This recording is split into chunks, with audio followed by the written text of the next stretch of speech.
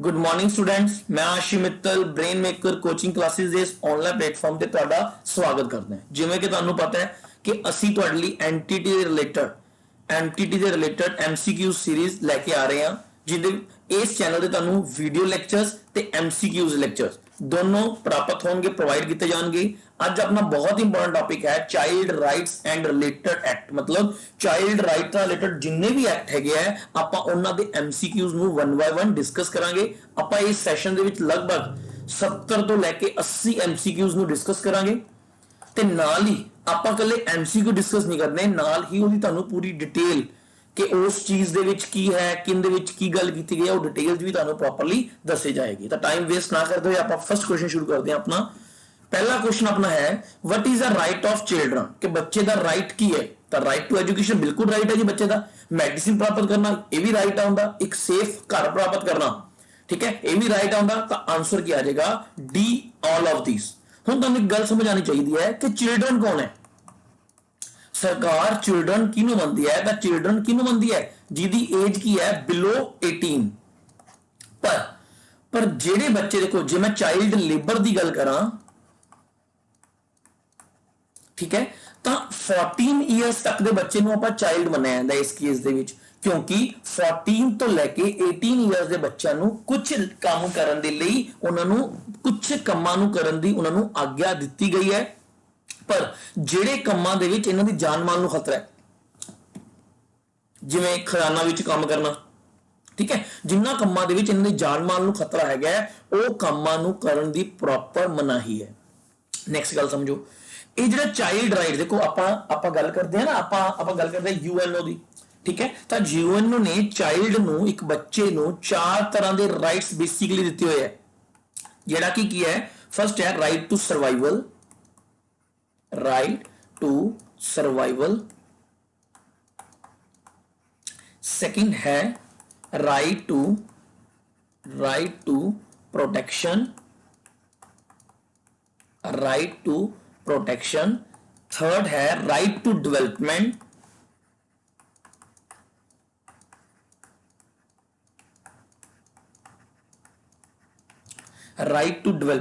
and fourth है right to participation।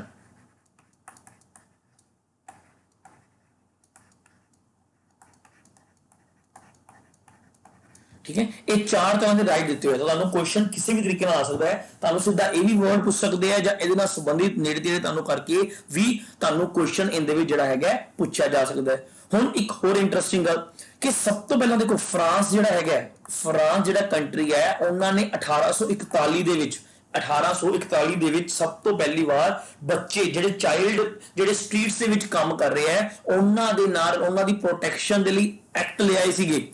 ਤੇ France ਦੇ ਵਿੱਚ 1881 ਦੇ ਵਿੱਚ 1881 ਦੇ ਵਿੱਚ ਜਿਹੜਾ ਹੈਗਾ ਇੱਕ ਇਹਨਾਂ ਨੇ ਕਿਸ ਚੀਜ਼ ਦੀ ਗੱਲ ਕਰਤੀ ਸੀ, ਬੱਚਿਆਂ ਨੂੰ education, right to education France ਦੇ ਵਿੱਚ 1881 ਵਿੱਚ ਆ ਗਿਆ ਸੀ। ਇੰਡੀਆ ਵਿੱਚ ਕਦੋਂ ਆਇਆ? 1 ਅਪ੍ਰੈਲ 2010 इन इंडिया। देखो आप कितना पीछे चल रहे हैं, ਆਪਾਂ ਨੂੰ ਇਹ ਗੱਲ ਸਮਝ ਆਈ ਹੈ 2010 ਦੇ ਵਿੱਚ, ਜਦਕਿ ਫਰਾਂਸ ਇਸ ਨੂੰ ਸਮਝ ਗਿਆ ਸੀ 1881 ਦੇ ਵਿੱਚ। ਹੁਣ ਚਾਈਲਡ ਰਾਈਟਸ ਨਾਲ ਰਿਲੇਟਡ ਤੁਹਾਨੂੰ ਇੱਕ ਪਰਸਨ ਦਾ ਨਾਮ ਪਤਾ ਹੋਏਗਾ, ਐਗਲੈਂਟਨ ਜੈਬ, ਤੁਸੀਂ ਸੁਣਿਆ ਹੋਏਗਾ ਐਗਲੈਂਟਨ ਜੈਬ, ਠੀਕ ਹੈ, ਜਿਨ੍ਹਾਂ ਨੇ ਇੱਕ ਸੰਸਥਾ ਬਣਾਈ ਸੀ, ਜਿਨ੍ਹਾਂ ਨੇ 1924 ਜਿਹੜੀ first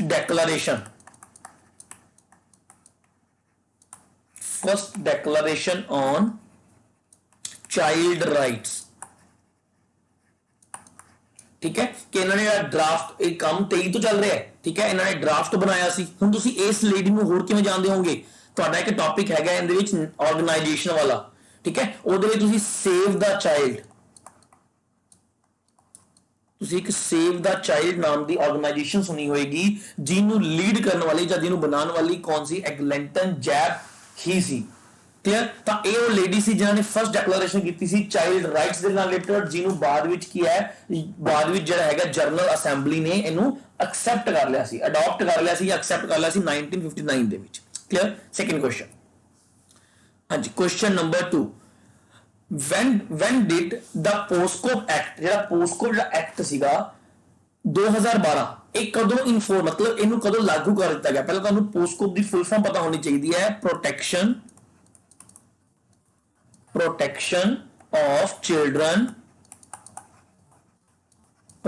of children from sexual offense act, ਜਿਹੜਾ ਕਿ ਕਦੋਂ ਆਇਆ ਸੀ? 2012। ਤੁਹਾਨੂੰ ਦੇ ਪੇਪਰ ਦੇ ਵਿੱਚ ਫੁੱਲ ਫਾਰਮ ਆ ਸਕਦੀ ਹੈ। ਇਹ ਲਾਗੂ ਕਦੋਂ ਕਰ ਦਿੱਤਾ ਗਿਆ ਸੀ? ਦੇਖੋ ਇਹਨੂੰ ਯਾਦ ਰੱਖਿਓ, 14 ਨਵੰਬਰ ਚਿਲਡਰਨ ਡੇ ਵਾਲੇ ਦਿਨ, ਠੀਕ ਹੈ। ਕਦੋਂ ਲਾਗੂ ਕਰ ਦਿੱਤਾ ਗਿਆ ਸੀਗਾ? 14 ਨਵੰਬਰ ਚਿਲਡਰਨ ਡੇ ਵਾਲੇ ਦਿਨ 2012 ਦੇ ਵਿੱਚ ਇਹਨੂੰ ਕੀ ਕਰ ਦਿੱਤਾ ਗਿਆ ਸੀਗਾ? ਲਾਗੂ ਕਰ ਦਿੱਤਾ ਗਿਆ ਸੀਗਾ। ਹੁਣ ਇਹਦੇ ਵਿੱਚ ਤੁਹਾਨੂੰ ਥੋੜਾ ਜਿਹਾ ਹੋਰ ਸਮਝ ਲਓ, ਦੇਖੋ ਜ਼ਿਆਦਾ ਡਿਟੇਲ ਦੇ ਵਿੱਚ ਨਹੀਂ ਕਰਨ ਦੀ ਜ਼ਰੂਰਤ ਹੈਗੀ। ਜੇ ਤੁਹਾਨੂੰ ਬਾਈ ਚਾਂਸ ਕੁਐਸਚਨ ਆ ਜਾਂਦਾ ਹੈ ਕਿ ਪੋਸਕੋਪ ਐਕਟ ਦੇ ਵਿੱਚ ਕਿੰਨੇ ਚੈਪਟਰ ਹੈ, ਤਾਂ ਟੋਟਲ ਚੈਪਟਰ ਕਿੰਨੇ ਇਹਦੇ ਵਿੱਚ? ਟੋਟਲ ਚੈਪਟਰ ਕਿੰਨੇ ਹੈ? ਚੈਪਟਰ 9 ਹੈ। ਜੇ ਤੁਹਾਨੂੰ ਕੁਐਸਚਨ ਆ ਜੇ ਕਿ ਇਹਦੇ ਵਿੱਚ ਟੋਟਲ ਸੈਕਸ਼ਨ ਕਿੰਨੇ ਹੈ, ਤਾਂ ਸੈਕਸ਼ਨ ਕਿੰਨੇ ਟੋਟਲ? 46। ਜੇ ਦੇਖੋ ਤੁਹਾਨੂੰ ਇੱਕ ਹੋਰ ਇੰਪੋਰਟੈਂਟ ਗੱਲ ਦੱਸਾਂ, ਇਹ ਜਿਹੜਾ 14 ਨਵੰਬਰ 2012 ਨੂੰ ਆਇਆ ਸੀਗਾ ਐਕਟ, ਇਹਨੂੰ ਬਾਅਦ ਵਿੱਚ ਕੀ ਹੈ? ਅਮੈਂਡ ਕੀਤਾ ਗਿਆ। ਬਾਅਦ ਵਿੱਚ ਕੀ ਹੈ? ਇਹਦੀ ਅਮੈਂਡਮੈਂਟ ਹੋਈ ਹੈ ਕਦੋਂ? 2019 ਦੇ ਵਿੱਚ, ਜਿਹਦੇ ਵਿੱਚ ਇਹਦੇ ਕਾਨੂੰਨ, ਇਹਦੇ ਜਿਹੜੀਆਂ ਰੂਲਸ ਹੈਗੇ ਆ, ਉਹਨਾਂ ਨੂੰ ਹੋਰ ਸਖਤ ਕਰ ਦਿੱਤਾ ਗਿਆ। ਇਹਦਾ ਮੇਨ ਰੀਜ਼ਨ ਕੀ ਸੀ ਇਸ ਐਕਟ ਨੂੰ ਲੈ ਕੇ ਆਂਦਾ? ਕਿ ਬੱਚਿਆਂ ਨੂੰ ਸੈਕਸੁਅਲ ਜਿਹੜੀ ਹੈਗੀ ਹਰਾਸਮੈਂਟ, ਪੋਰਨੋਗ੍ਰਾਫੀ, ਠੀਕ ਹੈ, ਜਾਂ ਬੱਚਿਆਂ ਨੂੰ ਇਹਨਾਂ ਚੀਜ਼ਾਂ ਤੋਂ, ਇਹਨਾਂ ਵਰਗੀਆਂ ਮਾੜੀਆਂ ਚੀਜ਼ਾਂ ਤੋਂ ਬੱਚਿਆਂ ਨੂੰ ਬਚਾਇਆ ਜਾ ਸਕੇ, ਤੇ ਜਾਂ ਜੋ ਪਰਸਨ ਇਸ ਤਰ੍ਹਾਂ ਦੇ ਐਕਟੀਵਿਟੀਜ਼ ਕਰਦੇ ਆ ਉਹਨਾਂ ਨੂੰ ਪ੍ਰੋਪਰ ਪਨਿਸ਼ਮੈਂਟ ਦਿੱਤੀ ਜਾ ਸਕੇ। ਇਸ ਐਕਟ ਦੇ ਵਿੱਚ ਉਹ ਸਾਰੀਆਂ ਡਿਟੇਲਸ ਲਿਖੀਆਂ ਗਈਆਂ, ਹਰੇਕ ਸੈਕਸ਼ਨ ਦੇ ਵਿੱਚ ਦੱਸਿਆ ਗਿਆ ਹੈ ਕਿ ਜੇ ਇਸ ਤਰ੍ਹਾਂ ਦੀ ਐਕਟੀਵਿਟੀ ਕਰ ਰਿਹਾ ਤਾਂ ਇਹਨੂੰ ਆਹ ਵਾਲੀ ਸਜ਼ਾ ਹੋਏਗੀ, ਇਸ ਤਰ੍ਹਾਂ ਦੀ ਐਕਟੀਵਿਟੀ ਕਰ ਰਿਹਾ ਤਾਂ ਇਸ ਤਰ੍ਹਾਂ ਸਜ਼ਾ ਹੋਏਗੀ। ਆਪਾਂ ਹੁਣ ਉਸ ਚੀਜ਼ ਬਾਰੇ ਸਮਝਾਂਗੇ। ਸਾਰੇ ਸੈਕਸ਼ਨਸ ਕਰਨ ਦੀ ਜ਼ਰੂਰਤ ਨਹੀਂ ਹੈਗੀ, ਬਸ ਮੇਨ ਜਿਹੜੇ ਇੰਪੋਰਟੈਂਟ ਪੁਆਇੰਟ ਤੁਹਾਨੂੰ ਲੱਗਣਗੇ ਉਹ ਮੈਂ ਸਾਰੇ ਕੁਐਸਚਨ ਦੇ ਵਿੱਚ ਲਿਆਇਆ, ਉਹਨੂੰ ਮਾੜਾ ਦੇਖ ਲਿਓ, ਨਿਗਾਹ ਚੋਂ ਦੇਖ ਲਿਓ। ਦੇਖੋ ਨੈਕਸਟ ਵਿਚ ਸੈਕਸ਼ਨ, ਹੁਣ ਦੇਖੋ ਸੈਕਸ਼ਨ ਰਿਲੇਟਡ ਕੁਐਸਚਨ ਆ ਗਿਆ ਕਿ ਕਿਹੜੀ ਜਿਹੜੀ ਸੈਕਸ਼ਨ ਹੈਗਾ ਉਹ ਪੁਨਿਸ਼ ਕਰਦੀ ਹੈ, ਕਿਸ ਨੂੰ ਗੱਲ ਕਰਦੀ ਹੈ? ਪੈਨੇਟ੍ਰੇਟਿਵ ਸੈਕਸੁਅਲ ਅਸੌਲਟ। ਪੈਨੇਟ੍ਰੇਟਿਵ ਕੀ ਹੁੰਦਾ ਹੈ? ਘੁਸਪੈਠ, ਠੀਕ ਹੈ ਨਾ, ਘੁਸਪੈਠ ਕਰ ਰਿਹਾ ਹੈ। ਅਸੌਲਟ ਕੀ ਹੁੰਦਾ ਹੈ? ਹਮਲਾ। ਅਸੌਲਟ ਕੀ ਹੁੰਦਾ ਹੈ? ਹਮਲਾ, ਠੀਕ ਹੈ, ਕਿ ਬੱਚਿਆਂ ਦੇ ਘੁਸਪੈਠ ਕਰ ਰਿਹਾ ਜਾਂ ਸੈਕਸੁਅਲ ਉਹਨਾਂ ਦੇ ਹਮਲਾ ਕਰ ਰਿਹਾ ਹੈ, ਤਾਂ ਉਹ ਕਿਹੜਾ ਸੈਕਸ਼ਨ ਹੈ ਜਿਹਦੇ ਵਿੱਚ ਇਸ ਬਾਰੇ ਪਨਿਸ਼ਮੈਂਟ ਬਾਰੇ ਦੱਸਿਆ ਗਿਆ ਹੈ? ਤਾਂ ਉਹ ਸੈਕਸ਼ਨ ਕਿਹੜਾ ਹੈ? ਸੈਕਸ਼ਨ 4। ਯਾਦ ਕਰਨਾ ਪਏਗਾ ਤੁਹਾਨੂੰ, section 4। C answer is the right option. Next question ਕਿ ਪੋਸਕੋ ਜਿਹੜਾ ਮੈਂ ਕਿਹਾ ਸੀ ਨਾ ਕਿ ਪੋਸਕੋ ਬਣਾਇਆ ਕਿਉਂ ਸੀ? ਕਿ ਬੱਚਿਆਂ ਨੂੰ ਪੋਰਨੋਗ੍ਰਾਫੀ ਤੋਂ ਬਚਾਇਆ ਜਾ ਸਕੇ, ਠੀਕ ਹੈ, ਕਿ ਜੇਕਰ ਕੋਈ ਪਰਸਨ ਪੋਰਨੋਗ੍ਰਾਫਿਕਲ ਮਟੀਰੀਅਲ ਦੇ ਵਿੱਚ ਇਨਵੋਲਵ ਹੋ ਜਾਂਦਾ ਹੈ ਤਾਂ ਉਹਨੂੰ ਪਨਿਸ਼ਮੈਂਟ ਬਾਰੇ ਕਿਹੜੇ ਸੈਕਸ਼ਨ ਦੇ ਵਿੱਚ ਲਿਖਿਆ ਗਿਆ ਹੈ? ਤਾਂ ਉਹ ਸੈਕਸ਼ਨ ਕਿਹੜਾ ਹੈ? ਸੈਕਸ਼ਨ 15। ਇਹ ਆਂਸਰ ਦੇਖੋ, ਇਹ ਚੀਜ਼ਾਂ ਤੁਹਾਨੂੰ ਯਾਦ ਕਰਨੀਆਂ ਪੈਣਗੀਆਂ। ਇੱਕ ਕਾਪੀ ਲੈ ਲਓ, ਸਾਰੀਆਂ ਚੀਜ਼ਾਂ ਨੂੰ ਉਤਾਰ ਲਓ, ਤੁਹਾਨੂੰ 2-3 ਵਾਰ 4 ਵਾਰ ਪੜੋਗੇ ਤੁਹਾਨੂੰ ਇਹ ਚੀਜ਼ਾਂ ਯਾਦ ਹੋ ਜਾਣਗੀਆਂ। ਇੰਪੋਰਟੈਂਟ ਚੀਜ਼ਾਂ ਮੈਂ ਸਾਰੀਆਂ ਇਸ ਕੁਐਸਚਨ ਦੇ ਵਿੱਚ ਲਿਆ ਹੈ, ਇੰਪੋਰਟੈਂਟ ਸੈਕਸ਼ਨ ਸਾਰੇ ਇਸ ਕੁਐਸਚਨ ਦੇ ਅਸੀਂ ਇਸ MCQ ਸੀਰੀਜ਼ ਵਿੱਚ ਲਿਆ ਹੈ। ਜੇ ਇਸ ਤੋਂ ਇਲਾਵਾ ਤੁਹਾਨੂੰ ਤੁਸੀਂ ਸਾਰੇ ਸੈਕਸ਼ਨ ਨੂੰ ਬਣਾ ਜਾਣਦੇ ਹੋ ਤਾਂ ਸਾਡਾ ਜਿਹੜਾ ਟੈਲੀਗ੍ਰਾਮ ਜਿਹੜਾ ਚੈਨਲ ਹੈ ਉਹਦੇ ਵਿੱਚ ਅਸੀਂ ਇਹਦੀ ਪੂਰੀ ਡਿਟੇਲ ਜਿਹੜੀ ਹੈਗੀ ਹੈ ਐਡ ਕਰ ਰਹੇ ਹਾਂ। ਤਾਂ ਪਲੀਜ਼ ਸਾਡੇ Telegram channel brain Maker Coaching Classes ਦੇ ਨਾਮ ਤੇ ਬਣਿਆ ਹੋਇਆ ਹੈ, ਉਹਨੂੰ ਜੁਆਇਨ ਕਰ ਲਓ। ਇਸ ਵੀਡੀਓਜ਼ ਦੀ ਡਿਸਕ੍ਰਿਪਸ਼ਨ ਦੇ ਵਿੱਚ ਟੈਲੀਗ੍ਰਾਮ ਚੈਨਲ ਤੇ YouTube ਚੈਨਲ ਦੋਨਾਂ ਦਾ ਲਿੰਕ ਹੋਏਗਾ, ਤੁਸੀਂ ਉਹਨੂੰ ਜਿਹੜਾ ਹੈਗਾ ਜੁਆਇਨ ਕਰ ਸਕਦੇ ਹੋ। ਨੈਕਸਟ ਹੈ ਸੈਕਸ਼ਨ 25 ਕਿ ਜਿਹੜਾ 25 ਸੈਕਸ਼ਨ ਹੈ ਪੋਸਕੋਪ ਦਾ, ਠੀਕ ਹੈ, ਇਹ ਕਿਹਨੂੰ ਡੀਲ ਕਰਦਾ ਹੈ? ਤਾਂ 25 ਸੈਕਸ਼ਨ ਦੇ ਵਿੱਚ ਦੇਖੋ ਕੀ ਲਿਖਿਆ ਹੋਇਆ ਹੈ ਕਿ ਉਹਦੇ ਵਿੱਚ ਕੀ ਲਿਖਿਆ ਹੋਇਆ ਹੈ ਕਿ recording of statement of a child by magistrate, ਕਿ ਮੈਜਿਸਟ੍ਰੇਟ ਕੋਲ ਜਿਹੜਾ ਹੈਗਾ ਰਿਕਾਰਡਿੰਗ ਹੋਏਗੀ ਬੱਚੇ ਦੀ, ਠੀਕ ਹੈ। ਉਹ ਸੈਕਸ਼ਨ ਕਿੰਨੇ ਵੀ ਲਿਖਿਆ ਗਿਆ? 25 ਦੇ ਵਿੱਚ ਲਿਖਿਆ ਗਿਆ। Next question, punishment for failure to report or record a case is providing it, मतलब ਜੇਕਰ ਕੋਈ ਬੱਚਾ ਜਾਂ ਕੋਈ ਪਰਸਨ ਜਿਹੜਾ ਹੈਗਾ ਰਿਕਾਰਡ ਨਹੀਂ ਕਰਵਾ ਪਾ ਰਿਹਾ, ਠੀਕ ਹੈ ਨਾ, ਆਪਾਂ ਪਹਿਲਾਂ ਗੱਲ ਕੀਤੀ ਸੀ ਨਾ ਕਿ ਰਿਕਾਰਡ ਕਿਹਦੇ ਵਿੱਚ ਹੋਏਗਾ? ਤਾਂ ਰਿਕਾਰਡ ਆਪਾਂ ਗੱਲ ਕੀਤੀ ਸੀ, ਰਿਕਾਰਡਿੰਗ ਕਿਹਦੇ ਵਿੱਚ ਹੋਏਗੀ? 25 ਦੇ ਵਿੱਚ। ਹੁਣ ਉਹ ਕਹਿ ਰਿਹਾ ਹੈ ਕਿ ਜੇਕਰ ਕੋਈ ਬੰਦਾ ਰਿਕਾਰਡਿੰਗ ਨਹੀਂ ਕਰਵਾ ਪਾ ਰਿਹਾ ਤਾਂ ਉਹ ਕਿਹੜੇ ਸੈਕਸ਼ਨ ਦੇ ਅੰਡਰ ਆਏਗੀ? ਪ੍ਰੋਬਲਮ ਕਿਹੜੀ ਧਾਰਾ ਦੇ ਵਿੱਚ ਆਏਗੀ? ਤਾਂ ਕਿਹੜੀ ਸੈਕਸ਼ਨ ਦੇ ਵਿੱਚ ਆਏਗੀ? ਸੈਕਸ਼ਨ 21। ਕਿਹੜੇ ਸੈਕਸ਼ਨ ਦੇ ਵਿੱਚ ਆਏਗੀ? ਸੈਕਸ਼ਨ 21 ਦੇ ਵਿੱਚ ਆਏਗੀ। ਨੈਕਸਟ ਕੁਐਸਚਨ, ਨੈਕਸਟ ਆਪਾਂ ਗੱਲ ਕਰ ਰਹੇ ਹਾਂ ਸੈਕਸ਼ਨ 35। ਸੈਕਸ਼ਨ ਜਿਹੜਾ 35 ਹੈ ਪੋਸਕੋ ਐਕਟ ਦਾ, ਉਹ ਕਿਹਨੂੰ ਡੀਲ ਕਰਦਾ ਹੈ? ਤਾਂ 35 ਦੇ ਵਿੱਚ ਦੇਖੋ ਇਹ ਚੀਜ਼ਾਂ ਫਿਰ ਮੈਂ ਤੁਹਾਨੂੰ ਕਹਿ ਰਿਹਾ, ਤੁਸੀਂ ਕਹੋਗੇ ਸਰ ਤੁਸੀਂ ਤਾਂ ਨਾਰਮਲੀ ਸਾਨੂੰ ਦੱਸ ਰਹੇ ਹੋ, ਇਹ ਚੀਜ਼ਾਂ ਯਾਦ ਕਰਨ ਵਾਲੀਆਂ ਹੈਗੀਆਂ ਕਿ ਜਿਹੜਾ ਸੈਕਸ਼ਨ 35 ਹੈ ਕਿੰਦੇ ਵਿੱਚ ਆਉਂਦਾ ਹੈ, period of recording of evidence of children and disposal of case. ਠੀਕ ਹੈ, ਤਾਂ ਇਹ ਕਿਹਦੇ ਵਿੱਚ ਆਉਂਦਾ ਤੁਹਾਡੇ ਸੈਕਸ਼ਨ 35 ਦੇ ਅੰਡਰ ਇਹ ਸਾਰੀ ਚੀਜ਼ਾਂ ਆਉਂਦੀਆਂ। ਨੈਕਸਟ ਉਹ ਕਹਿੰਦੇ ਵਿਚ section of the POCSO act 2012 deal with presumption of capable material state, ਮਤਲਬ ਦੋਸ਼ੀ ਮਾਨਸਿਕ ਅਵਸਥਾ ਦੀ ਧਾਰਨਾ ਕਿਹੜੇ ਸੈਕਸ਼ਨ ਦੇ ਵਿੱਚ ਆਉਂਦੀ ਹੈ, ਇਹ ਕਿਹੜੇ ਸੈਕਸ਼ਨ ਜਾਂਦੀ ਹੈ ਬੱਚੇ, ਸੈਕਸ਼ਨ 30 ਦੇ ਵਿੱਚ ਇਹ ਜਿਹੜੀ ਧਾਰਾ ਸਾਰੀ ਆਉਂਦੀ ਹੈ। ਤਾਂ answer C is a right option. ਇਹ ਤੁਹਾਨੂੰ ਯਾਦ ਕਰਨੇ ਪੈਣੇ, ਉਤਾਰਨੇ ਪੈਣੇ। ਸੈਕਸ਼ਨ 37 ਸੈਕਸ਼ਨ ਮੈਂ ਤੁਹਾਨੂੰ ਫਟਾਫਟ ਦੱਸ ਦਿਆਂ, ਦੇਖੋ ਇਹ ਤਾਂ ਯਾਦ ਕਰਨ ਵਾਲਾ ਮਟੀਰੀਅਲ ਹੈ, ਅੱਗੇ ਆਪਾਂ ਕੁਝ ਹੋਰ ਇੰਟਰਸਟਿੰਗ ਇਹਦੇ ਕੁਐਸਚਨਸ ਕਰਾਂਗੇ। ਪਹਿਲਾਂ ਜਿਹੜੇ ਸੈਕਸ਼ਨ ਹੈ ਸ਼ਾਇਦ ਤੁਸੀਂ ਨਹੀਂ ਪੜ੍ਹੇ ਹੋਣੇ, ਇਸ ਕਰਕੇ ਇਹ ਯਾਦ ਕਰਨਾ ਪਏਗਾ। ਜਿਹੜਾ 37 ਸੈਕਸ਼ਨ ਹੈ ਇਹ ਕਿਹਨੂੰ ਲੈ ਕੇ ਚੱਲਦਾ ਹੈ, trials to be conducted in camera. ਠੀਕ ਹੈ, trials to be conducted in camera ਇਹ ਕਿਹਦੇ ਵਿੱਚ ਕਰ ਰਿਹਾ ਹੈ, ਇਹ ਕਿਹਦੇ ਵਿੱਚ ਆਉਂਦਾ ਹੈ, ਸੈਕਸ਼ਨ 35 ਦੇ। ਮਤਲਬ ਬੱਚੇ ਦੇ ਜਿਹੜੇ ਸਬੂਤ ਦਰਜ ਕਰਨ ਅਤੇ ਕੇਸ ਦੇ ਨਿਪਟਾਰੇ ਦੀ ਮਿਆਦ ਕੈਮਰੇ ਵਿੱਚ ਆਯੋਜਿਤ ਕੀਤੇ ਜਾਣ ਵਾਲਾ ਟ੍ਰਾਇਲ ਇਹਦੇ ਅੰਡਰ ਆਉਂਦਾ ਹੈ ਸੈਕਸ਼ਨ 37। Next section 12। ਠੀਕ ਹੈ, ਸੈਕਸ਼ਨ 12 ਦੇ ਵਿੱਚ ਕੀ ਹੈ, ਪਨਿਸ਼ਮੈਂਟ ਆਫ ਸੈਕਸੁਅਲ ਹਰਾਸਮੈਂਟ। ਦੇਖੋ ਤੁਹਾਨੂੰ ਕੁਐਸਚਨ ਕਿਸ ਤਰ੍ਹਾਂ ਆ ਸਕਦਾ ਹੈ, ਤੁਹਾਨੂੰ ਕੁਐਸਚਨ ਇਹ ਵੀ ਆ ਸਕਦਾ ਹੈ ਕਿ ਪੋਸਕੋਪ ਐਕਟ ਦੇ ਕਿਹੜੇ ਸੈਕਸ਼ਨ ਦੇ ਵਿੱਚ ਪਨਿਸ਼ਮੈਂਟ ਫॉर ਸੈਕਸੁਅਲ ਹਰਾਸਮੈਂਟ ਕਿਹੜੇ ਸੈਕਸ਼ਨ ਦੇ ਅੰਡਰ ਆਉਂਦੀ ਹੈ, ਤਾਂ ਆਨਸਰ ਕੀ ਆ ਜਾਏਗਾ, ਸੈਕਸ਼ਨ 12 ਦੇ ਅੰਡਰ ਆਉਂਦੀ ਹੈ। Next question, which section of the POSCO Act 2012 deals with the punishment of using children for pornographical purpose? ਤਾਂ ਕਿਹੜਾ ਸੈਕਸ਼ਨ ਸੀ, ਕੁਐਸਚਨ ਰਿਪੀਟ ਹੋਇਆ, ਸੈਕਸ਼ਨ ਕਿਹੜਾ pornographical purpose ਦੇ ਲਈ, section 14। Next the children labor, ਆਪਾਂ ਹੁਣ ਐਕਟ ਦੀ ਗੱਲ ਕਰ ਰਹੇ ਹਾਂ। the child labor ਜਿਹੜਾ ਐਕਟ ਆਇਆ ਸੀ 1986, prohibition and regulation act 1986 ਆਇਆ ਸੀਗਾ, ਇਹ ਕਿਹਦੀ ਐਗਜ਼ਾਮਪਲ ਹੈ। ਠੀਕ ਹੈ ਨਾ, ਇਹ ਕੁਐਸਚਨ ਤੁਹਾਡੇ ਪੇਪਰ ਦੇ ਵਿੱਚ ਇੰਪੋਰਟੈਂਟ ਹੈ। ਕਿਹਦੀ ਐਗਜ਼ਾਮਪਲ ਹੈਗੀ ਹੈ, ਰੈਗੂਲੇਟਰੀ ਨਹੀਂ ਜੀ, ਇਹਦੀ ਨਹੀਂ ਹੈਗੀ। ਸੋਸ਼ਲ ਸਿਕਿਉਰਿਟੀ ਨਹੀਂ ਜੀ। ਵੈਲਫੇਅਰ ਨਹੀਂ ਜੀ। ਇਹ ਕੀ ਹੈ, ਪ੍ਰੋਟੈਕਟਿਵ ਲੇਬਰ ਲੈਜਿਸਲੇਸ਼ਨ। ਕਿਹਦੀ ਹੈਗੀ ਹੈ ਜੀ, ਪ੍ਰੋਟੈਕਟਿਵ ਲੇਬਰ ਲੈਜਿਸਲੇਸ਼ਨ। ਮਤਲਬ ਆਨਸਰ ਕੀ ਆ ਜਾਏਗਾ, ਮੇਰਾ ਆਨਸਰ ਬੀ ਆ ਜਾਏਗਾ। ਹੁਣ ਤੁਹਾਨੂੰ ਇੱਕ ਹੋਰ ਇੰਪੋਰਟੈਂਟ ਗੱਲ ਦੱਸਾਂ ਕਿ ਇਸ ਤੋਂ ਇਲਾਵਾ ਜਿਹੜਾ ਇੰਪੋਰਟੈਂਟ ਐਕਟ ਆਇਆ, ਇੱਕ ਐਕਟ ਆਇਆ ਸੀਗਾ ਫੈਕਟਰੀਜ਼ ਐਕਟ। ਕਦੋਂ ਆਇਆ ਸੀਗਾ, 1948। ਪੇਪਰ ਦੇ ਵਿੱਚ ਕੁਐਸਚਨ ਸ਼ਾਇਦ ਅੱਗੇ ਵੀ ਕੁਐਸਚਨ ਹੋਵੇ। ਠੀਕ ਹੈ ਨਾ, ਇਹ ਜਿਹੜਾ 48 ਦੇ ਵਿੱਚ ਆਇਆ ਸੀਗਾ, 1948 ਦੇ ਵਿੱਚ ਆਇਆ ਸੀਗਾ ਕਿ ਇਹਦੇ ਵਿੱਚ ਕੀ ਲਿਖਿਆ ਗਿਆ ਸੀਗਾ, no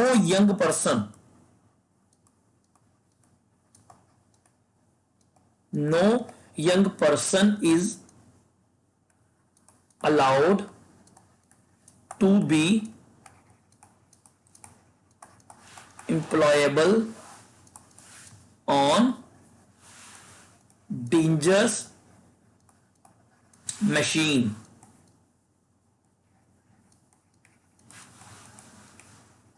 ठीक है ना, फैक्ट्री एक्ट की लिखा गया सीगा भी कोई भी यंग पर्सन ਜਿਹੜਾ ਹੈਗਾ ਉਹਨੂੰ ਡੇਂਜਰਸ ਮਸ਼ੀਨ ਦੇ ਵਿੱਚ ਕੰਮ ਕਰਨ ਦੇ ਬਾਰੇ ਨਹੀਂ ਲਿਖਿਆ। ਕਿਹੜੇ ਸੈਕਸ਼ਨ ਦੇ ਵਿੱਚ ਸੀਗਾ, ਇੱਕ ਸੈਕਸ਼ਨ 23 ਦੇ ਅੰਡਰ ਲਿਖਿਆ ਗਿਆ ਸੀਗਾ। ਠੀਕ ਹੈ, ਤੇ ਇਸੇ ਐਕਟ ਦੇ ਸੈਕਸ਼ਨ 27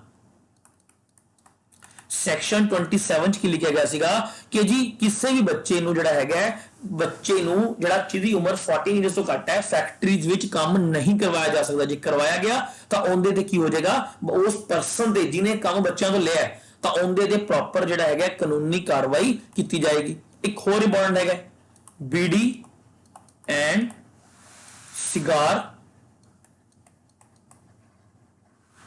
ਸਿਗਾਰ ਵਰਕਰਸ ਐਕਟ, ਜਿਹੜਾ ਕਦੋਂ ਆਇਆ ਸੀ, 1966 ਦੇ ਵਿੱਚ ਆਇਆ ਸੀਗਾ। ਠੀਕ ਹੈ, ਜਿੰਦੇ ਵਿੱਚ ਬੱਚਿਆਂ ਨੂੰ ਇਸ ਤਰ੍ਹਾਂ ਦੀ ਇੰਡਸਟਰੀ ਜਿੱਥੇ ਬੀੜੀ ਸਿਗਾਰ ਜਿਹੜੀ ਹੈਗੀ ਹੈ ਬਣਦੀ ਹੈ, ਇਸ ਤਰ੍ਹਾਂ ਦੀ ਇੰਡਸਟਰੀਜ਼ ਦੇ ਵਿੱਚ ਕੰਮ ਕਰਨ ਦੀ ਪੂਰਨ ਤੌਰ ਤੇ ਮਨਾਹੀ ਕੀਤੀ ਗਈ ਸੀ। ਨੈਕਸਟ ਇੱਕ ਹੋਰ ਇੰਪੋਰਟੈਂਟ ਦੇਖ ਲਓ,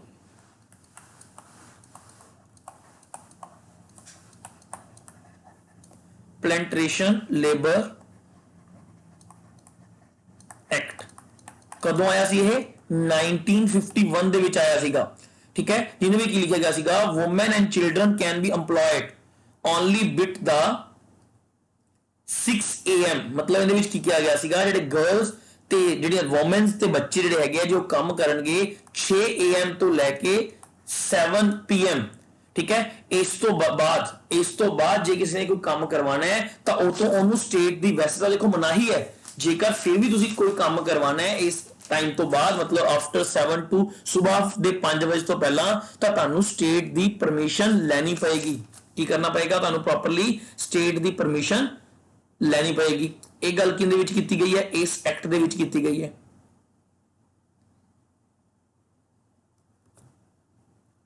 ਨੈਕਸਟ ਸਮਝੋ, ਤੁਹਾਨੂੰ ਕੁਝ ਇੰਪੋਰਟੈਂਟ ਫੈਕਟਸ ਹੋਰ ਕਰਵਾ ਰਿਹਾ, ਸਮਝ ਲਓ, ਤੁਹਾਡੇ ਪੇਪਰ ਦੇ ਪੁਆਇੰਟ ਆਫ View ਨਾਲ ਕਾਫੀ ਇੰਪੋਰਟੈਂਟ ਹੈ।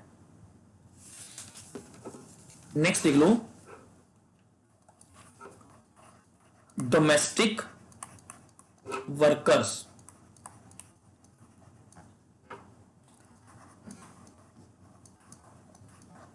Registration, social security and welfare act ਜਿਹੜਾ ਕਦੋਂ ਆਇਆ? 2008 ਦੇ ਵਿੱਚ ਆਇਆ। ਕਦੋਂ ਆਇਆ?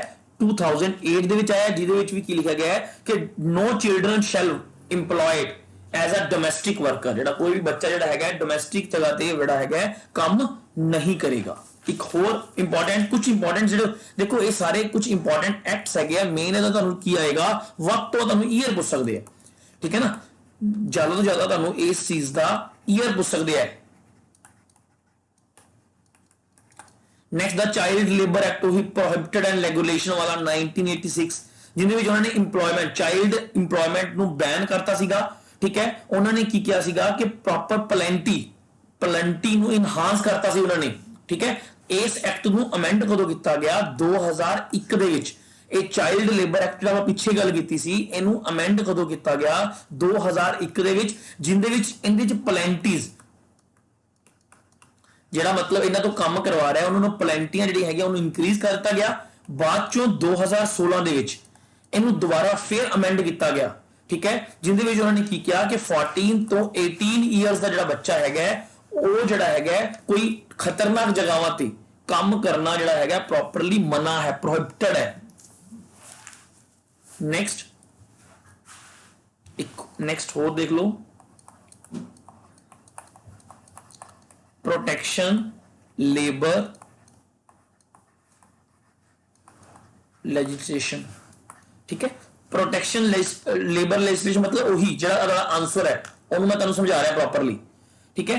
एक किस चीज है? The league whose primary purpose is to protect minimum labor standards। ਇਹਨਾਂ ਨੇ ਦੇਖੋ ਕੀ ਸੀਗਾ ਕਿ minimum labors ਦੇ standards ਨੂੰ improve ਕਰਨਾ, working conditions ਨੂੰ improve ਕਰਨਾ, ਇਹ ਸਾਰਾ ਇਹਦੇ ਅੰਡਰ ਆਉਂਦਾ ਹੈ, ਠੀਕ ਹੈ। ਕਿ ਸਟੈਂਡਰਡਸ ਨੂੰ ਇੰਪਰੂਵ ਕਰਨਾ, ਉਹਨਾਂ ਦੀ ਵਰਕਿੰਗ ਕੰਡੀਸ਼ਨਸ ਨੂੰ ਇੰਪਰੂਵ ਕਰਨਾ, ਉਹ ਸਾਰੀ ਚੀਜ਼ ਕਿਹਦੇ ਵਿੱਚ ਆਉਂਦੀ ਹੈ? ਪ੍ਰੋਟੈਕਸ਼ਨ ਲੇਬਰ ਲੀਗ ਦੇ ਵਿੱਚ ਆਉਂਦੀ ਹੈ। ਨੈਕਸਟ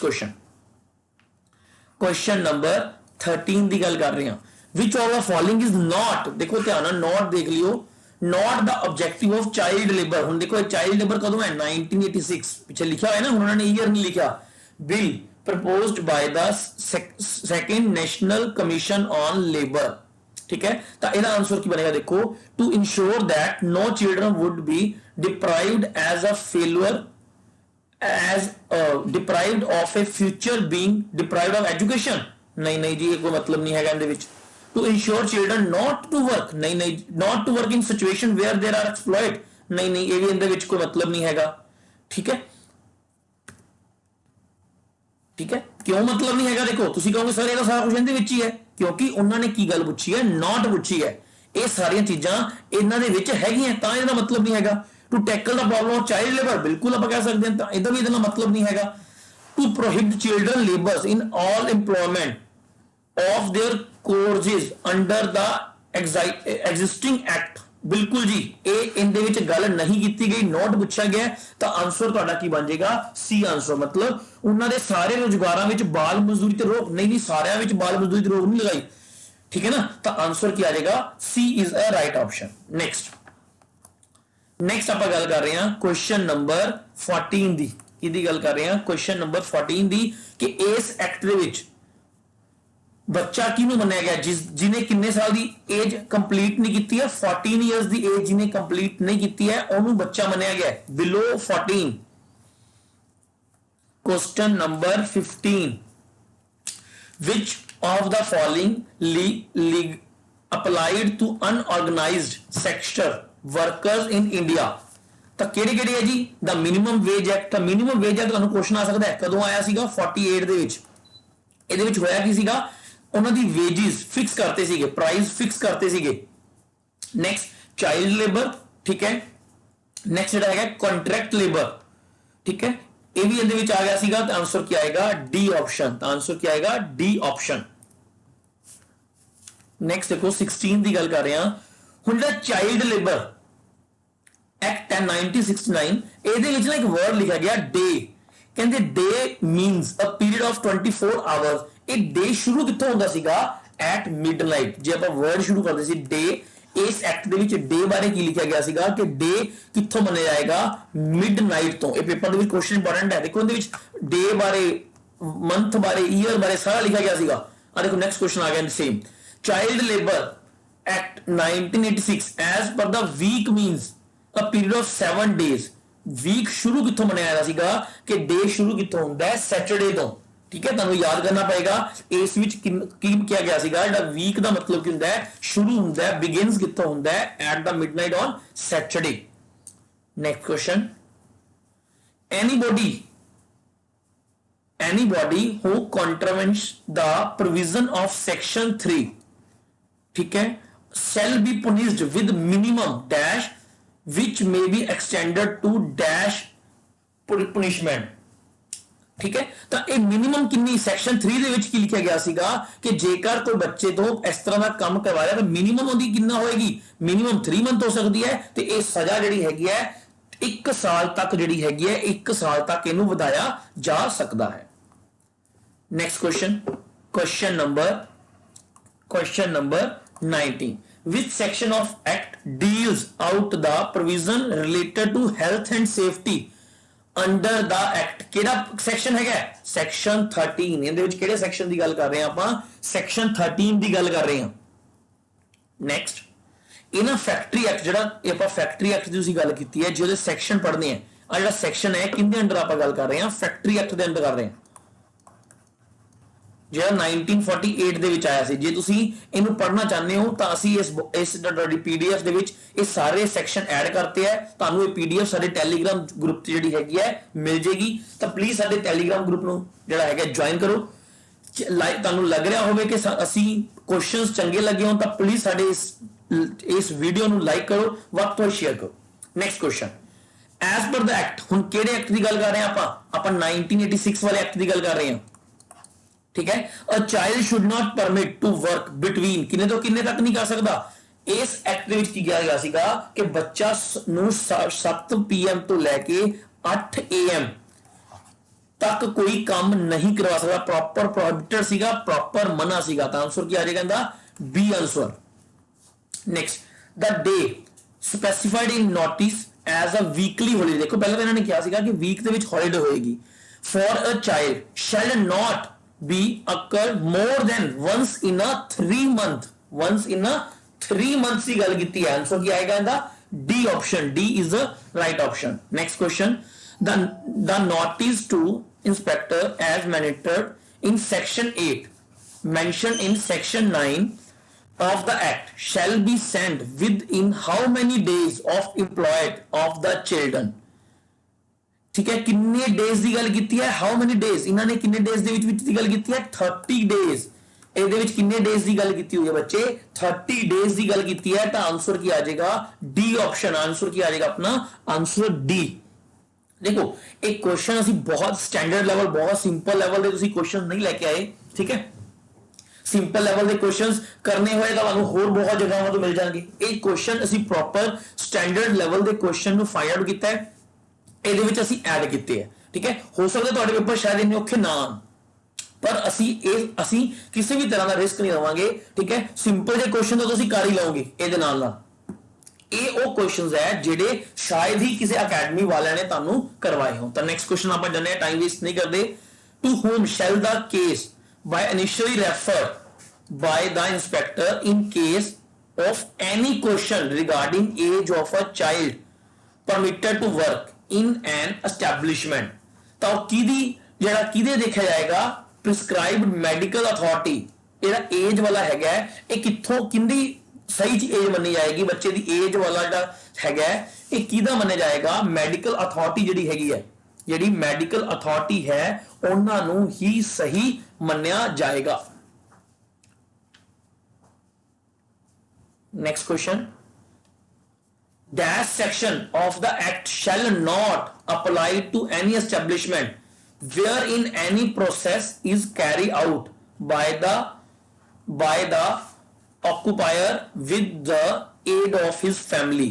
ਤਾਂ ਕਿਹੜਾ ਸੈਕਸ਼ਨ ਹੈ ਜੀ ਇਹ ਸੈਕਸ਼ਨ 7 ਸੈਕਸ਼ਨ 8 ਤੇ ਸੈਕਸ਼ਨ 9। ਤਾਂ ਆਨਸਰ ਕੀ ਆ ਜਾਏਗਾ answer B is a right option. Next ਦੇਖੋ ਹੁਣ ਥੋੜਾ ਜਿਹਾ ਸਿੰਪਲ ਤੁਸੀਂ ਪੜਿਆ ਹੋਣਗੇ ਸਿੰਪਲ ਜਿਹੇ ਕੁਐਸਚਨ ਇਹ ਵਾਲੇ ਠੀਕ ਹੈ 28th ਕੁਐਸਚਨ ਦੀ ਗੱਲ ਕਰ ਰਹੇ ਹਾਂ ਕਿਹੜੀ ਈਅਰ ਦੇ ਵਿੱਚ declaration of the right of children. ਤਾਂ ਮੈਂ ਦੇਖੋ ਹੁਣ ਉਹਨਾਂ ਨੇ ਗੱਲ ਕੀਤੀ ਹੈ ਕਿ ਡੈਕਲੇਰੇਸ਼ਨ ਹੈ ਇਹ ਕਿਹੜੇ ਈਅਰ ਦੇ ਵਿੱਚ ਅਡਾਪਟ ਕੀਤੀ ਗਈ ਠੀਕ ਹੈ ਨਾ ਇਹਨਾਂ ਨੇ ਅਡਾਪਸ਼ਨ ਵਰਡ ਨਹੀਂ ਲਿਖਿਆ ਠੀਕ ਹੈ ਡੈਕਲੇਰੇਸ਼ਨ ਜਿਹੜੀ ਹੈਗੀ ਆ ਹੋਈ ਕਦੋਂ ਸੀਗੀ 1924 ਦੇ ਵਿੱਚ ਸੀਗੀ ਆਪਾਂ ਹੁਣੀ ਗੱਲ ਕਰਕੇ ਹਟੇ ਆ ਇਹਨੂੰ ਅਡਾਪਟ ਜਨਰਲ ਅਸੈਂਬਲੀ ਦੁਆਰਾ ਯੂਨਾਈਟਿਡ ਨੇਸ਼ਨ ਜਨਰਲ ਅਸੈਂਬਲੀ ਦੁਆਰਾ ਇਹਨੂੰ ਅਡਾਪਟ ਕਦੋਂ ਕੀਤਾ ਗਿਆ ਸੀਗਾ 20 ਨਵੰਬਰ 1959 ਕਦੋਂ ਕੀਤਾ ਗਿਆ ਸੀਗਾ 20 ਨਵੰਬਰ 1959 ਦੁਆਰਾ ਇਹਨੂੰ ਅਡਾਪਟ ਕਰ ਲਿਆ ਗਿਆ ਸੀਗਾ ਠੀਕ ਹੈ ਬਾਅਦ ਚ ਆਪਾਂ ਖੋਲ ਗਏ ਨਾ ਕਿ 20 ਨਵੰਬਰ 1989 ਠੀਕ ਹੈ ਇੱਕ ਹੋਰ ਸਮਝੌਤਾ ਹੋਇਆ ਸੀ ਜਿੰਦੇ ਵਿੱਚ ਲਗਭਗ 196 ਦੇਸ਼ਾਂ ਨੇ ਪਾਰਟਿਸਿਪੇਟ ਕੀਤਾ ਸੀਗਾ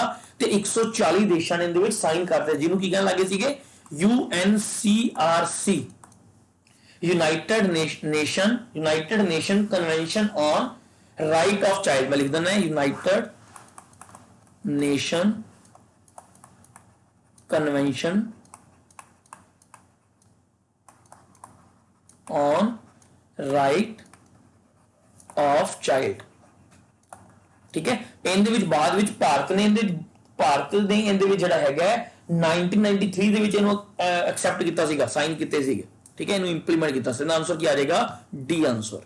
next which section of the child labour act define the term child ਦੇਖੋ ਚਾਈਲਡ ਟਰਮ ਜਿਹੜੀ ਉਹਨਾਂ ਨੇ ਚਾਈਲਡ ਟਰਮ ਹੈਗੀ ਹੈ ਇਹ ਕਿਹੜੇ ਸੈਕਸ਼ਨ ਦੇ ਵਿੱਚ ਉਹਨਾਂ ਨੇ ਡਿਫਾਈਨ ਕੀਤੀ ਹੈ ਸੈਕਸ਼ਨ 2 ਦੇ ਬੀ ਪਾਰਟ ਦੇ ਵਿੱਚ ਕਿਹੜੇ ਸੈਕਸ਼ਨ ਦੇ ਵਿੱਚ ਕੀਤੀ ਹੈ ਸੈਕਸ਼ਨ 2 ਦੇ ਬੀ ਪਾਰਟ ਦੇਖੋ ਮੈਂ ਤੁਹਾਨੂੰ ਫਿਰ ਕਹਿ ਰਿਹਾ ਇਹ ਕੁਐਸਚਨ ਬਹੁਤ ਸਟੈਂਡਰਡ ਲੈਵਲ ਦੇ ਹੈ ਹੋ ਸਕਦਾ ਹੈ ਤੁਹਾਡੇ ਪੇਪਰ ਦੇ ਵਿੱਚ ਇੰਨਾ ਡਿਫਿਕਲਟ ਲੈਵਲ ਨਾ ਆਵੇ ਪਰ ਇੱਕ ਵਾਰੀ ਵੀਡੀਓ ਜ਼ਰੂਰ ਦੇਖਿਓ ਕਿਉਂਕਿ ਨਿਗਾਹ ਚੋਂ ਕੱਢੀ ਹੋਈ ਚੀਜ਼ ਕਈ ਵਾਰ ਪੇਪਰ ਦੇ ਵਿੱਚ ਜੇ ਮੰਨ ਲਓ ਕੁਐਸਚਨ ਆ ਗਿਆ ਤਾਂ ਤੁਹਾਨੂੰ ਪ੍ਰੋਪਰਲੀ ਚੀਜ਼ਾਂ ਯਾਦ ਰਹਿ ਜਾਣਗੀਆਂ। Next question which one of the following categories of fundamental rights abolishment of untouchability ਛੂਤ-ਛਾਤ ਜਿਹੜਾ ਅਨਟੱਚੇਬਿਲਟੀ ਨੂੰ ਕਿਹੜੀ ਅਬੋਲਿਸ਼ ਕਰਦੀ ਹੈ ਕਿੰਦੇ ਅੰਡਰ ਆਉਂਦਾ ਰਾਈਟ ਟੂ ਇਕੁਐਲਿਟੀ ਤੇ ਰਾਈਟ ਟੂ ਇਕੁਐਲਿਟੀ ਆਪਣਾ ਕਿੰਦੇ ਅੰਡਰ ਆਉਂਦਾ ਹੈ ਆਰਟੀਕਲ 14 ਤੋਂ 18 ਇੰਡੀਆ ਦੇ ਵਿੱਚ ਠੀਕ ਹੈ ਨਾ ਫੰਡਾਮੈਂਟਲ ਰਾਈਟਸ ਆਪਣੇ ਕਿੱਥੇ ਆਉਂਦੇ ਆ 12 ਤੋਂ 35 ਦੇ ਵਿੱਚ ਆਉਂਦੇ ਆ ਠੀਕ ਹੈ ਜਿਹਦੇ ਵਿੱਚ 14 ਤੋਂ 18 ਦੇ ਵਿੱਚ ਕੀ ਆਉਂਦੇ ਆ ਆਪਣੇ ਰਾਈਟ ਟੂ ਇਕੁਐਲਿਟੀ ਜਿਹਦੇ ਵਿੱਚ ਆਰਟੀਕਲ 17 ਦੇ ਵਿੱਚ ਲਿਖਿਆ ਹੋਇਆ ਹੈ ਅਬੋਲਿਸ਼ ਆਫ ਅਨਟੱਚੇਬਿਲਟੀ ਬਾਰੇ ਗੱਲ ਕੀਤੀ ਗਈ ਹੈ। Next question. Which article of the Third Geneva Convention on 1949 defines the precisions of war? ਕਿਹੜੇ ਆਰਟੀਕਲ ਦੇ ਵਿੱਚ ਇੱਕ ਏਸੀ ਨੂੰ ਡਿਫਾਈਨ ਕੀਤਾ ਗਿਆ ਆਰਟੀਕਲ 4 ਦੇ ਵਿੱਚ ਕਿਹੜੇ ਆਰਟੀਕਲ ਚ ਕੀਤਾ ਗਿਆ 4 ਦੇ ਵਿੱਚ ਇਹ ਚੀਜ਼ਾਂ ਤੁਹਾਨੂੰ ਮੈਮਰੀ ਦੇ ਵਿੱਚ ਰੱਖਣੀਆਂ ਪੈਣੀਆਂ ਮੈਮੋਰਾਈਜ਼ਿੰਗ ਦੇ ਲਈ ਇਹ ਸਾਰੀ ਚੀਜ਼ਾਂ ਤਾਂ ਆਨਸਰ ਕੀ ਆ ਜਾਏਗਾ ਆਰਟੀਕਲ 4 ਫੰਡਾਮੈਂਟਲ ਡਿਊਟੀਜ਼ ਠੀਕ ਹੈ ਫੰਡਾਮੈਂਟਲ ਡਿਊਟੀਜ਼ ਕਿਹੜੇ ਪਾਰਟ ਚ ਆਉਂਦੀਆਂ ਇੰਡੀਅਨ ਕਨਸਟੀਟਿਊਸ਼ਨ ਦੇ ਕਿਹੜੇ ਪਾਰਟ ਚ ਆਉਂਦੀਆਂ 4A ਦੇ ਵਿੱਚ ਆਉਂਦੀਆਂ ਕਲੀਅਰ ਤੇ ਆਰਟੀਕਲ ਇਹ ਕਿਹੜਾ ਆਂਦਾ ਹੈ 51A ਆਰਟੀਕਲ ਕਿਹੜਾ 51A ਤਾਂ ਆਨਸਰ ਕੀ ਆ ਜਾਏਗਾ ਜੀ A ਆਨਸਰ ਠੀਕ ਹੈ ਨਾ ਇੱਥੇ 4A ਵੀ ਪਾਰਟ ਆ ਸਕਦਾ ਹੈ 4A ਦੇ ਵਿੱਚ ਹੈ ਕੱਲਾ 4 ਦੇ ਵਿੱਚ ਤਾਂ ਆਪਣੇ DPSP ਡਾਇਰੈਕਟਿਵ ਪ੍ਰਿੰਸੀਪਲਸ ਹੈ ਫੰਡਾਮੈਂਟਲ ਡਿਊਟੀਜ਼ ਕਿਹਦੇ ਵਿੱਚ ਆ ਜਾਂਦੀਆਂ 4A ਦੇ ਵਿੱਚ ਆ ਜਾਂਦੀ ਹੈ। ਨੈਕਸਟ ਰਾਈਟ ਟੂ ਐਜੂਕੇਸ਼ਨ ਕਿਹੜੇ ਆਰਟੀਕਲ ਅੰਡਰ ਪਹਿਲੇ ਦੱਸ ਕੇ ਹਟੇ ਕਿ 21A ਦੇਖੋ 21 ਆਰਟੀਕਲ ਕੀ ਹੈ ਰਾਈਟ ਟੂ ਲਾਈਫ ਜਦੋਂ ਦੇਖੋ ਜਦੋਂ ਨੈਸ਼ਨਲ ਐਮਰਜੈਂਸੀ ਲੱਗਦੀ ਹੈ ਤਾਂ ਆਪਣੇ ਸਾਰੇ ਰਾਈਟਸ ਖਤਮ ਹੋ ਜਾਂਦੇ ਹੈ ਸਿਵਾਏ 21 ਨੂੰ ਛੱਡ ਕੇ ਤਾਂ ਜਿਹੜਾ ਰਾਈਟ ਟੂ ਐਜੂਕੇਸ਼ਨ ਹੈ ਇਹ ਆਪਣਾ ਆਰਟੀਕਲ ਕਿਹੜੇ ਅੰਦਰ ਆਉਂਦਾ ਹੈ 21A ਦੇ ਅੰਡਰ ਆਉਂਦਾ ਹੈ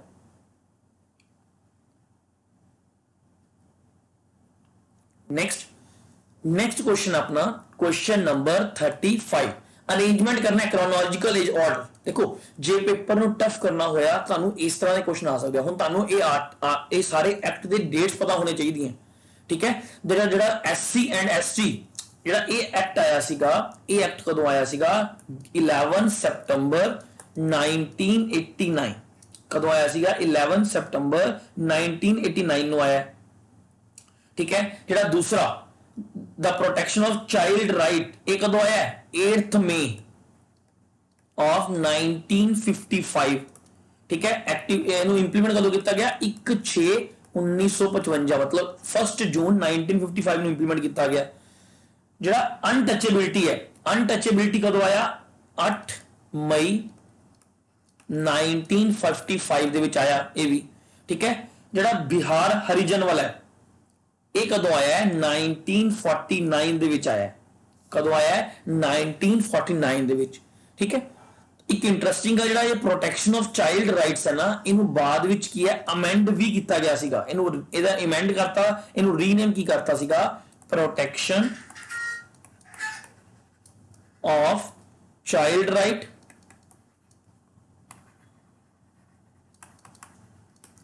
ਚਾਈਲਡ ਰਾਈਟ ਰੂਲਸ ਕਦੋਂ ਕੀਤਾ ਗਿਆ ਸੀਗਾ 1976 ਦੇ ਵਿੱਚ ਕੀਤਾ ਗਿਆ ਸੀਗਾ। ਇਸੇ ਦਾ ਪ੍ਰੋਟੈਕਸ਼ਨ ਆਫ ਚਾਈਲਡ ਰਾਈਟ ਤੋਂ ਬਾਅਦ ਇਹਦਾ ਨਾਮ ਕੀ ਕਰਤਾ ਗਿਆ ਸੀਗਾ ਮਤਲਬ ਰੂਲਸ ਵਰਡ ਨਾਲ ਜੋੜਤਾ ਗਿਆ 1979 ਦੇ ਵਿੱਚ। ਦੇਖੋ ਹੁਣ ਕ੍ਰੋਨੋਲੋਜੀਕਲ ਆਰਡਰ ਦੱਸਨੇ ਆ ਤਾਂ ਸਭ ਤੋਂ ਪਹਿਲਾਂ ਦੇਖੋ ਕੀ ਆਏਗਾ ਸਭ ਤੋਂ ਪਹਿਲਾਂ ਆਇਆ 49 ਤਾਂ 49 ਆ ਜਾਏਗਾ ਠੀਕ ਹੈ। ਤਾਂ 4 ਇੱਕ ਚ ਹੀ ਹੈ ਆ ਵੀ ਗਿਆ ਸਿੱਧਾ ਹੀ ਆਨਸਰ ਆ ਗਿਆ ਆਪਣਾ ਇਹ ਆਨਸਰ। ਤਾਂ ਇਸ ਤਰ੍ਹਾਂ ਦੇ ਕੁਐਸਚਨਸ ਬਹੁਤ ਰੇਅਰ ਚਾਂਸ ਹੈ ਪਰ ਆ ਸਕਦੇ ਹੈ ਠੀਕ ਹੈ ਨਾ। नेक्स्ट क्वेश्चन नंबर 36 ਹੁਣ ਫਿਰ ਅਰੇਂਜਮੈਂਟ ਕਰਨੀ ਹੈ ਫੰਡਾਮੈਂਟਲ ਰਾਈਟਸ ਦੀ। ਫੰਡਾਮੈਂਟਲ ਜਿਹੜੇ ਰਾਈਟਸ ਹੈਗੇ ਆ ਉਹਨੂੰ ਸੀਕੁਐਂਸ ਦੇ ਵਿੱਚ ਲਿਖਣਾ ਹੈ। ਤਾਂ ਹੁਣ ਦੇਖੋ ਤੁਹਾਨੂੰ ਪਤਾ ਹੋਣਾ ਚਾਹੀਦਾ ਹੈ ਰਾਈਟ ਟੂ ਫਾਰਮ ਐਸੋਸੀਏਸ਼ਨ ਇਹ ਕਿਹੜੇ ਅੰਡਰ ਸੈਕਸ਼ਨ ਦੇ ਅੰਡਰ ਆਉਂਦਾ ਹੈ 19 ਆਰਟੀਕਲ 19 ਦੇ ਫਸਟ ਪਾਰਟ ਵਿੱਚ ਆਉਂਦਾ ਹੈ ਠੀਕ ਹੈ। ਰਾਈਟ ਟੂ ਐਜੂਕੇਸ਼ਨ 21 ਦੇ ਫਸਟ ਪਾਰਟ ਦੇ ਵਿੱਚ ਆਉਂਦਾ ਹੈ। ਟ੍ਰੈਫਿਕਿੰਗ ਇਨ ਹਿਊਮਨ ਬੀਇੰਗਸ 23 ਦੇ ए पार्ट ਦੇ ਵਿੱਚ ਆਉਂਦਾ ਹੈ ਤੇ ਕਨਸਟੀਟਿਊਸ਼ਨ ਰੈਮਡੀਜ਼ ਇਹ ਕਿਹੜਾ ਹੈ 32 ਕਨਸਟੀਟਿਊਸ਼ਨ ਰੈਮਡੀਜ਼ ਨੂੰ ਬੀ ਆਰ ਅੰਬੇਦਕਰ ਨੇ ਕੀ ਕਿਹਾ ਸੀ heart of the Indian constitution ਕਿਹਾ ਸੀ ਨਾ। ਤਾਂ ਬਸ ਐਡ ਕਰ ਦੋ ਸਭ ਤੋਂ ਪਹਿਲਾਂ ਕੀ ਆਏਗਾ ए ਆਪਸ਼ਨ ਫਿਰ B ਫਿਰ C ਫਿਰ D ਆਨਸਰ ਕੀ ਆ ਗਿਆ ਜੀ D answer D is a right option. Next question right to education ਕਿਹੜੀ ਅਮੈਂਡਮੈਂਟ ਵਿੱਚ ਆਇਆ ਸੀ ਰਾਈਟ ਟੂ ਐਜੂਕੇਸ਼ਨ 86 ਅਮੈਂਡਮੈਂਟ ਕਦੋਂ ਹੋਈ ਸੀ 2002 ਦੇ ਵਿੱਚ ਹੋਈ ਸੀ। ਕਦੋਂ ਹੋਈ ਸੀ 86 ਅਮੈਂਡਮੈਂਟ 2002 ਦੇ ਵਿੱਚ ਹੋਈ ਸੀ ਜਿੰਦੇ ਵਿੱਚ ਰਾਈਟ ਟੂ ਐਜੂਕੇਸ਼ਨ ਨੂੰ ਐਡ ਕੀਤਾ ਗਿਆ ਸੀ। Next which article of the constitution of India says no child below the age of 14 years shall be employed to work in any factory mine in any other employments ਕਿਹੜੇ article ਦੇ ਵਿੱਚ ਆਂਦਾ ਹੈ article 24 ਦੇਖੋ 20 ਜਿਹੜਾ 3 article ਹੈ article 23 article 24 ਇਹ ਦੋਨੋਂ ਕਿਹਦੇ ਨਾਲ ਰਿਲੇਟਡ ਹੈ ਚਾਈਲਡ ਨਾਲ ਰਿਲੇਟਡ ਹੈ ਕਿਹਦੇ ਨਾਲ ਸੰਬੰਧਿਤ ਹੈ ਚਾਈਲਡ ਦੀ ਪ੍ਰੋਟੈਕਸ਼ਨ ਨਾਲ ਰਿਲੇਟਡ ਹੈਗਾ ਯਾਦ ਰੱਖਿਓ। Next question which article of universal declaration of human rights declares everyone has the right to life important है ਇਹ term important है याद कर लियो ਇਹ ਕਿਹੜੇ ਵਿੱਚ ਲਿਖਿਆ ਹੋਇਆ ਹੈ ਆਰਟੀਕਲ 3 ਦੇ ਵਿੱਚ ਲਿਖਿਆ ਗਿਆ ਹੈ ਕਿ ਹਰ ਇੱਕ ਨੂੰ ਰਾਈਟ ਹੈ ਲਾਈਫ ਦਾ ਲਿਬਰਟੀ ਦਾ ਤੇ security the. Next question convention on the elimination of all forms of discrimination against women ਇਹ ਕਦੋਂ ਅਡਾਪਟ ਕੀਤਾ ਗਿਆ ਸੀਗਾ 1979 ਦੇ ਵਿੱਚ ਕਦੋਂ ਅਡਾਪਟ ਕੀਤਾ ਗਿਆ ਸੀ ਬੱਚੇ ਨੂੰ 1979 ਦੇ ਵਿੱਚ ਇਹਨੂੰ ਅਡਾਪਟ ਕੀਤਾ ਗਿਆ ਸੀਗਾ ਯਾਦ ਕਰਨ ਵਾਲਾ ਕੰਮ ਹੈ। which of the following rights are included in cultural and educational rights ਠੀਕ ਹੈ ਤਾਂ educational ਤੇ culture ਦੇ ਵਿੱਚ ਦੇਖੋ right to linguistic minority ਬਿਲਕੁਲ ਠੀਕ ਹੈ ਜੀ ਠੀਕ ਹੈ right against discrimination ਹੁਣ 네ਗੇਟਿਵ ਨਾ ਦੇਖ ਲਿਓ ਅਗੇਂਸਟ ਵੀ 네ਗੇਟਿਵ ਹੈ ਵੀ 네ਗੇਟਿਵ ਮਤਲਬ ਪੋਜ਼ਿਟਿਵਿਟੀ ਦੀ ਗੱਲ ਕਰ ਰਿਹਾ ਕਿ ਤੁਹਾਡਾ ਕੋਈ ਭੇਦਭਾਵ ਹੋ ਰਿਹਾ ਹੈ ਰਿਲੀਜੀਅਸ ਦੇ ਬੇਸ ਤੇ ਰੇਸ ਦੇ ਬੇਸ ਤੇ ਹਾਂਜੀ ਬਿਲਕੁਲ ਇਹ ਵੀ ਆਏਗਾ ਰਾਈਟ ਇਹਦੇ ਵਿੱਚ। Right of minorities to establish and administrate their education institute ਬਿਲਕੁਲ ਹੈਗਾ ਜੀ ਇਹ ਵੀ ਚੀਜ਼ ਹੈਗੀ ਹੈ ਤਾਂ ਆਨਸਰ ਕੀ ਆ ਜਾਏਗਾ answer D is the right option। next question who was the first chairperson of National Human Right Commission in India ਇਹ ਤੁਸੀਂ ਨਹੀਂ ਸੁਣਿਆ ਹੋਣਾ ਠੀਕ ਹੈ। ਕੁਐਸਚਨ ਹੈ ਕਿਹੜਾ ਫਸਟ ਪਰਸਨ ਸੀਗਾ ਤਾਂ ਯਾਦ ਰੱਖਿਓ ਰੰਗਨਾਥਨ ਮਿਸਰੇ। ਰੰਗਨਾਥ ਮਿਸਰੇ ਜਿਹੜਾ ਸੀਗਾ ਇਹ ਕੌਣ ਸੀਗੇ ਫਸਟ ਚੇਅਰਪਰਸਨ ਸੀਗੇ ਨੈਸ਼ਨਲ ਹਿਊਮਨ ਰਾਈਟ ਕਮਿਸ਼ਨ ਦੇ। ਕਦੋਂ ਇੰਡੀਆ ਦੇ ਵਿੱਚ ਜਿਹੜਾ ਹੈਗਾ ਇਹਦੇ ਫਸਟ ਪਰਸਨ ਸੀਗੇ। ਨੈਕਸਟ ਆਪਾਂ ਕੁਐਸਚਨ ਦੀ ਗੱਲ ਕਰ ਰਹੇ ਹਾਂ ਵਿਚ ਆਰਟੀਕਲ ਕਿਹੜਾ ਆਰਟੀਕਲ ਹੈ ਜਿਹੜਾ ਪ੍ਰੋਵਾਈਡ ਕਰਦਾ ਹੈ right to protection from sexual exploitation abusement and accusation. ਕਿਹੜਾ ਆਰਟੀਕਲ ਆਉਂਦਾ ਹੈ ਆਰਟੀਕਲ 34 ਯਾਦ ਕਰਨਾ ਪਏਗਾ ਤੁਹਾਨੂੰ ਪ੍ਰੋਟੈਕਟ ਕਰਦਾ ਹੈ। ਤੇ ਕਿਹੜਾ article which article protection for sexual trades ਕਿਹੜਾ ਆਰਟੀਕਲ ਬਚਾਉਂਦਾ ਇਹਨੂੰ 35th ਆਰਟੀਕਲ ਜਿਹੜਾ ਹੈਗਾ ਉਹ ਸੈਕਸੁਅਲ ਟ੍ਰੇਡਸ ਨਾਲ ਰਿਲੇਟਡ ਹੈ। ਛੋਟੇ ਛੋਟੇ ਕੁਐਸਚਨ ਦਾ ਮੇਨ ਯਾਦ ਕਰਨ ਵਾਲੇ ਆ ਤਾਂ ਕਰਕੇ ਇੱਕੋ ਸਲਾਈਡ ਦੇ ਵਿੱਚ ਇਕੱਠੇ ਕਰਤੇ ਠੀਕ ਹੈ। ਐਕਸਪਲੋਇਟੇਸ਼ਨ ਕਿਹੜੇ ਟਾਈਪ ਤੋਂ ਬਚਾਉਂਦਾ ਹੈ ਆਰਟੀਕਲ 36 ਵਿਚ ਆਰਟੀਕਲ ਪ੍ਰੋਵਾਈਡ ਫਰੀडम ठीक है in human treatment and insulting कोई आर्टिकल है आर्टिकल 37 याद करने वाला काम है फटाफट जरा टाइम वेस्ट इतने नहीं करांगे फटाफट ਤੁਸੀਂ ਇਹਨੂੰ याद कर लेना ठीक है। ये आर्टिकल्स है कुछ इंपॉर्टेंट ਤਾਂ ਉਹ ਅਸੀਂ ਇੱਕੋ ਸਲਾਈਡ ਦੇ ਵਿੱਚ ਐਡ ਕਰਤੇ which article provide protection on time war and conflict war ਦੇ ਟਾਈਮ ਤੇ ਜਿਹੜਾ conflicts ਦੇ ਟਾਈਮ ਤੇ ਕਿਹੜਾ ਆਰਟੀਕਲ ਹੋ ਜਾਂਦਾ ਹੈ 38th article which article provides the right to treatment against abusement ਕਿਹੜਾ ਆਰਟੀਕਲ ਹੈ abusement ਤੋਂ ਬਚਾਉਣ ਲਈ 39th article which article names the right of children who are occurs from criminal conduction ਕਿੰਨੇ ਵਿੱਚ ਆ ਗਿਆ ਇਹ ਆਰਟੀਕਲ 40 ਠੀਕ ਹੈ ਨਾ। ਇਹ ਜੁਵੇਨਾਈਲਸ ਇਹ ਸਾਰਾ ਉਹਦੇ ਵਿੱਚ ਆ ਗਿਆ ਜਿਹਨੂੰ ਆਪਾਂ ਡੈਲੀਕੁਐਂਟ ਚਾਈਲਡਸ ਬੋਲਦੇ ਹਾਂ ਜੁਵੇਨਾਈਲ ਹੋਮ ਦੀ ਆਪਾਂ ਗੱਲ ਕਰਦੇ ਹਾਂ ਅੱਗੇ ਉਹਦੇ ਕੁਐਸਚਨ ਆਣਗੇ ਆਪਾਂ ਡਿਸਕਸ ਕਰਾਂਗੇ। in which year did the UN General Assembly declare children rights human rights declare with the was made in 1948 ठीक है। ਕਦੋਂ ਇਹਨਾਂ ਨੇ ਜਿਹੜੇ ਡਿਕਲੇਅਰ ਕੀਤਾ ਸੀਗਾ 1959 ਮੈਂ ਦੱਸਿਆ ਸੀ ਨਾ ਕਿ 1950 20th ਨਵੰਬਰ 1959 ਨੂੰ ਇਹਨੂੰ ਜਨਰਲ ਅਸੈਂਬਲੀ ਨੇ ਕੀ ਕਰ ਲਿਆ ਸੀਗਾ ਐਕਸੈਪਟ ਕਰ ਲਿਆ ਸੀਗਾ ਠੀਕ ਹੈ ਨਾ। ਐਕਸੈਪਟ ਕਰ ਲਓ ਜਾਂ ਅਡਾਪਟ ਕਹਿ ਸਕਦੇ ਹੋ।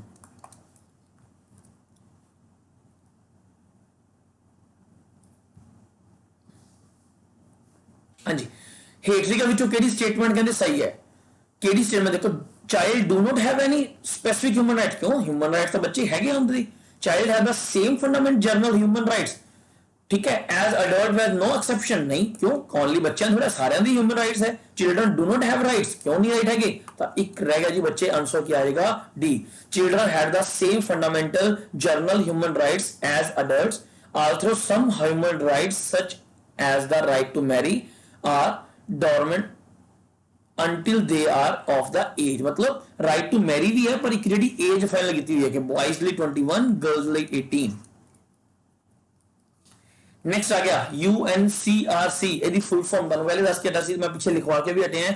UNCRC ਫੁੱਲ ਫਾਰਮ ਕੀ ਹੈ United nation convention on the right of the child ਜਿਹੜੀ ਕਦੋਂ ਹੋਈ ਹੈ 1989 ਕਦੋਂ ਹੋਈ ਹੈ 1989 20th ਨਵੰਬਰ ਠੀਕ ਹੈ 30 ਇਅਰਸ ਤੋਂ ਬਾਅਦ ਹੋਈ ਸੀ 30 ਇਅਰਸ ਤੋਂ ਬਾਅਦ ਹੋਈ ਸੀ ਜਿੰਦੇ ਵਿੱਚ ਲਗਭਗ 196 ਦੇਸ਼ ਸੀਗੇ ਜਿੰਦੇ ਚੋਂ 140 ਦੇਸ਼ਾਂ ਨੇ ਕੀ ਹੈ ਸਾਈਨ ਕੀਤਾ ਸੀਗਾ ठीक है। किन्ने आर्टिकल एक मेन क्वेश्चन है UNCRC ਦੇ ਵਿੱਚ ਕਿੰਨੇ ਆਰਟੀਕਲ ਹੈ 54 ਸਾਡੀ ਨਾ ਇਹ ਵੀਡੀਓ ਜਲਦੀ ਆ ਰਹੀ ਹੈ ਜਿਹਦੇ ਵਿੱਚ ਤੁਹਾਨੂੰ UNCRC ਦੇ 54 ਦੇ 54 ਆਰਟੀਕਲਸ ਨੂੰ ਪ੍ਰੋਪਰ ਐਕਸਪਲੇਨ ਕਰਾਇਆ ਜਾਏਗਾ ਤਾਂ ਸਾਡੇ ਟੈਲੀਗ੍ਰਾਮ ਗਰੁੱਪ ਤੇ ਜੁਆਇਨ ਰਹੋ ਜੁੜੇ ਰਹੋ YouTube ਨੂੰ ਜਿਹੜਾ ਹੈਗਾ ਸਬਸਕ੍ਰਾਈਬ ਕਰ ਲਓ ਤਾਂ ਕਿ ਤੁਹਾਨੂੰ ਇਹਦੀ ਨੋਟੀਫਿਕੇਸ਼ਨ ਬੈਲ ਆਈਕਨ ਔਨ ਕਰ ਲਓ ਤਾਂ ਕਿ ਤੁਹਾਨੂੰ ਇਹਦੀ ਨੋਟੀਫਿਕੇਸ਼ਨ ਟਾਈਮ ਮਿਲਦੀ ਰਹੇ। ਤਾਂ ਆਨਸਰ ਕੀ ਆਏਗਾ ਆਨਸਰ A।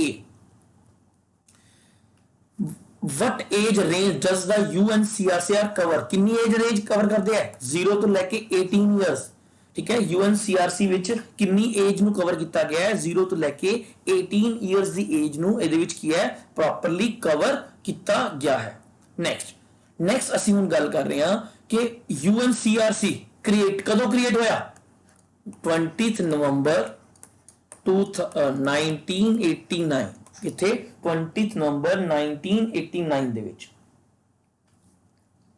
ਠੀਕ ਹੈ। ਇੰਡੀਆ ਸ਼ਾਮਲ ਕਦੋਂ ਹੋਇਆ ਇਹਦੇ ਵਿੱਚ 1992 ਦੇ ਵਿੱਚ ਇੰਪਲੀਮੈਂਟ ਕਦੋਂ ਕੀਤਾ ਉਹਨਾਂ ਨੇ 1993 ਦੇ ਵਿੱਚ ਯਾਦ ਰੱਖ ਲਿਓ। which of these is not a right of UNCRC ਕਿਹੜੀ ਚੀਜ਼ ਇਹਨਾਂ ਵਿੱਚ ਐਡ ਨਹੀਂ ਹੈਗੀ ਰਾਈਟ ਟੂ ਸੇਫਟੀ ਬਿਲਕੁਲ ਹੈਗੀ ਹੈ ਜੀ right to have your say and to be listen to, ਇਹ ਵੀ ਬਿਲਕੁਲ ਹੈਗਾ ਜੀ। ਫੂਡ ਐਂਡ ਵਾਟਰ ਬਿਲਕੁਲ ਹੈਗਾ ਜੀ, ਇਹਦੇ ਵਿੱਚ ਕੋਈ ਮਤਲਬ ਨਹੀਂ ਹੈਗਾ ਕਿ right to join the army, even if you are under, ਮਤਲਬ 15 ਸਾਲ ਤੋਂ ਘੱਟ ਹੋ ਤਾਂ ਵੀ ਤੁਸੀਂ ਆਰਮੀ ਜੁਆਇਨ ਕਰ ਸਕਦੇ ਹੋ, ਇਹਦਾ ਇਹਦੇ ਨਾਲ ਕੋਈ ਮਤਲਬ ਨਹੀਂ। ਤਾਂ ਨੋਟ ਪੁੱਛਿਆ ਤਾਂ ਆਨਸਰ ਕੀ ਆ ਜਾਏਗਾ, D option. Next, which is the only nation not to sign, ਕਿਹੜਾ ਨੇਸ਼ਨ ਹੈ ਜਿਹਨੇ ਸਾਈਨ ਨਹੀਂ ਕੀਤਾ, ਯੂਐਸਏ, ਯਾਦ ਰੱਖਿਓ ਯੂਐਸਏ ਨੇ ਇਹਨੂੰ ਸਾਈਨ ਨਹੀਂ ਕੀਤਾ। ਨੈਕਸਟ, ਜੁਵੇਨਾਈਲ ਜਸਟਿਸ ਕੇਅਰ, ਦੇਖੋ ਇਹ ਨਾ ਇੱਕ ਜੇਲ੍ਹ ਦੀ ਤਰ੍ਹਾਂ, ਮੈਂ ਤੁਹਾਨੂੰ ਥੋੜਾ ਸਮਝਾਦਾ, ਬੱਚੇ ਦਾ ਨਾਮ ਸੁਣਿਆ ਹੈਗਾ ਡੈਲੀਕੁਐਂਟ, ਉਹ ਬੱਚੇ ਜੋ 18 ਸਾਲ ਦੀ ਉਮਰ ਤੋਂ 18 ਸਾਲ ਦੀ ਉਮਰ ਤੋਂ ਘੱਟ ਕ੍ਰਾਈਮ 'ਚ ਪਕੜੇ ਜਾਂਦੇ ਆ,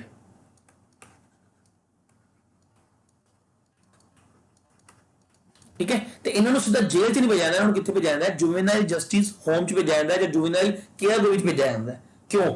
ਉੱਥੇ ਇਹਨਾਂ ਨੂੰ 2-4 ਸਾਲ ਟ੍ਰੇਨਿੰਗ ਦੇਣ ਤੋਂ ਬਾਅਦ ਨਾਰਮਲੀ ਛੱਡ ਦਿੱਤਾ ਜਾਂਦਾ। ਇਹਦਾ ਮਤਲਬ ਕੀ ਸੀਗਾ, ਕਿਉਂਕਿ ਗਵਰਨਮੈਂਟ ਮੰਨਦੀ ਸੀ ਕਿ ਜੀ ਜੇਕਰ ਕਿ ਬੱਚਾ 18 ਸਾਲ ਦੀ ਉਮਰ ਤੋਂ ਘੱਟ ਕੋਈ ਕ੍ਰਾਈਮ ਕਰ ਰਿਹਾ ਹੈ ਤਾਂ ਇਹਦੇ ਲਈ ਉਹਦਾ ਰਿਸਪੌਂਸਿਬਲ ਬੱਚਾ ਖੁਦ ਨਹੀਂ ਹੈਗਾ, ਉਹਦੇ ਸੋਸਾਇਟੀ ਹੈ, ਪੇਰੈਂਟਸ ਹੈ, ਕਿਉਂਕਿ ਬੱਚਾ ਐਡੋਲਸੈਂਸ ਉਹਨੂੰ ਪਤਾ ਹੀ ਨਹੀਂ, ਠੀਕ ਹੈ ਨਾ, ਬੱਚੇ ਨੂੰ ਇੰਨਾ ਨਹੀਂ ਨੌਲੇਜ ਹੈਗੀ। ਪਰ ਹੁਣ ਇਹਦੀ ਏਜ 18 ਤੋਂ ਘਟਾ ਕੇ ਕਿੰਨੀ ਕਰ ਦਿੱਤੀ ਗਈ ਹੈ, 18 ਤੋਂ ਘਟਾ ਕੇ ਕਿੰਨੀ ਕਰ ਦਿੱਤੀ ਗਈ ਹੈ, 16 ਸਾਲ, ਕਿੰਨੀ ਕਰ ਦਿੱਤੀ ਗਈ ਹੈ, 16 ਈਅਰ ਕਰ ਦਿੱਤੀ ਗਈ ਹੈ, ਠੀਕ ਹੈ। ਤੇ ਇਹ ਜਿਹੜਾ ਐਕਟ ਹੈ ਕਦੋਂ ਪਾਸ ਹੋਇਆ ਸੀਗਾ, 2002 ਦੇ ਵਿੱਚ ਪਾਸ ਹੋਇਆ ਸੀ, ਸੌਰੀ 2000 ਦੇ ਵਿੱਚ ਪਾਸ ਹੋਇਆ ਸੀ। ਦੇਖੋ, it was passed by the government of India in 2000 and ਇਹਨੂੰ ਅਮੈਂਡ ਕੀਤਾ ਗਿਆ ਬਾਅਦ ਵਿੱਚ 2006 ਦੇ ਵਿੱਚ। ਕਦੋਂ ਅਮੈਂਡ ਕੀਤਾ ਗਿਆ, 2006 ਦੇ ਵਿੱਚ ਇਹਨੂੰ ਬਾਅਦ ਵਿੱਚ ਕੀ ਹੈ, ਅਮੈਂਡ ਕੀਤਾ ਗਿਆ। Clear?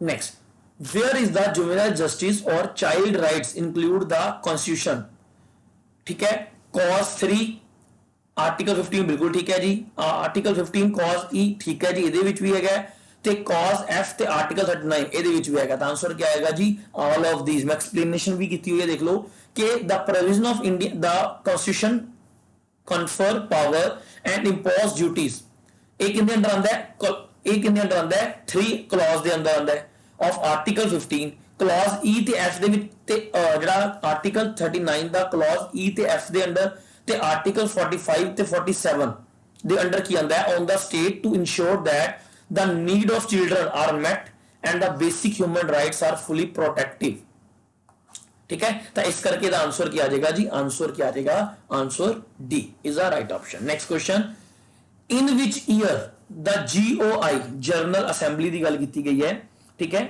In which year general assembly GOI sorry government of India accepted to the right of children adopted by the general assembly। देखो मैं तुहानू क्या सुनिया, ਉਹ ਜਿਹੜਾ ਆਪਾਂ ਪਿੱਛੇ ਗੱਲ ਕੀਤੀ ਸੀਗੀ, ਆਪਾਂ ਕਿਹਦੀ ਪਿੱਛੇ ਗੱਲ ਕੀਤੀ ਹੈ, CRC ਦੀ ਗੱਲ ਕੀਤੀ ਹੈ, CRC UNCRC ਦੀ। ਇੰਡੀਆ ਨੇ ਜੁਆਇਨ ਕਦੋਂ ਕੀਤਾ, 1992 ਦੇ ਵਿੱਚ, ਤੇ ਇੰਪਲੀਮੈਂਟ ਕਦੋਂ ਕੀਤਾ ਇੰਡੀਆ ਦੇ ਵਿੱਚ, 1993 ਦੇ ਵਿੱਚ। ਜੁਆਇਨ ਕਦੋਂ ਕੀਤਾ, ਐਗਜ਼ੈਕਟ ਡੇਟ ਦੇਖ ਲਓ, 11th December 1992। The government of India signed on the 11th December 1992 to the Convention on the Right of the Child adopted by General Assembly। हाँ जी, Juvenile Justice Act not applied, किदे ते किथे applied नहीं सीगा, obviously Jammu and Kashmir they which applied नहीं सीगा, सारे किथे applied होया है, किहड़ी स्टेट दे विच नहीं सीगा, Jammu and Kashmir they which applied नहीं सीगा, ठीक है। What does abandoned children means as per juvenile justice? हुन abandoned children तो की मतलब सीगा इस दे विच, ये तुसी देख लो, मैं तुहानू समझा रहा। इहदा मतलब की सीगा, mean a child desired by the biological or adoptive parents, ठीक है, या इहदा मतलब होर की हैगा, it means child who has been declared as abandoned by the committee after due inquiry, ठीक है। जिहड़ी कमेटी उहनू जिहड़े हैगे abandoned घोषित करदे, उन्हां बच्चों नू की कहंदे आ, abandoned मन्निया गया है। तां इहदा आंसर क्या आ जाएगा जी, दोवें, बोथ, दोवें चीज़ां जिहड़ियां हैगियां abandoned child दे लई बिल्कुल सही है। नेक्स्ट, कॉर्पोरल पनिशमेंट, कॉर्पोरल मतलब फिजिकल पनिशमेंट की गल की गई है,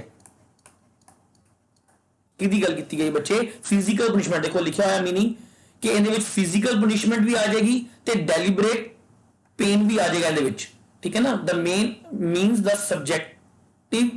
subjecting of a child by any person to physical punishment that involves the deliberating pain, ठीक है। मतलब बच्चे ਨੂੰ ਫਿਜ਼ੀਕਲੀ ਪਨਿਸ਼ਮੈਂਟ ਦੇਣੀ ਜਾਂ ਕਿਸੇ ਤਰ੍ਹਾਂ ਦਾ ਕੋਈ ਪੇਨ ਦੇਣਾ, ਠੀਕ ਹੈ, ਤਾਂ ਉਹ ਸਾਰਾ ਕੁਝ ਕਾਰਪੋਰੇਸ਼ਨ ਪਨਿਸ਼ਮੈਂਟ ਦੇ ਵਿੱਚ ਆ ਜਾਏਗਾ। ਤਾਂ ਆਨਸਰ ਕੀ ਆਏਗਾ? ਸੀ ਆਨਸਰ। ਨੈਕਸਟ ਕੁਐਸਚਨ देखो, पहला आप गल की सी UNCRC, हुण आप गल कर रहे हैं UNCHR, ठीक है। तो फुल फॉर्म देख लो, united nation commission on human rights. कदों आया सी? 1946 ਦੇ ਵਿੱਚ ਆਇਆ ਸੀ बच्चे, 10 दिसंबर 1946 ਦੇ ਵਿੱਚ ਆਇਆ ਸੀਗਾ। ਤਾਂ ਆਨਸਰ ਕੀ ਆ ਜਾਏਗਾ? सीधा सीधा आंसर आ जाएगा A answer. Next, when was the United Universal Declaration of Human Rights UDHR, कदों यूनिवर्सल डिक्लेरेशन हुई है ह्यूमन राइट्स दी?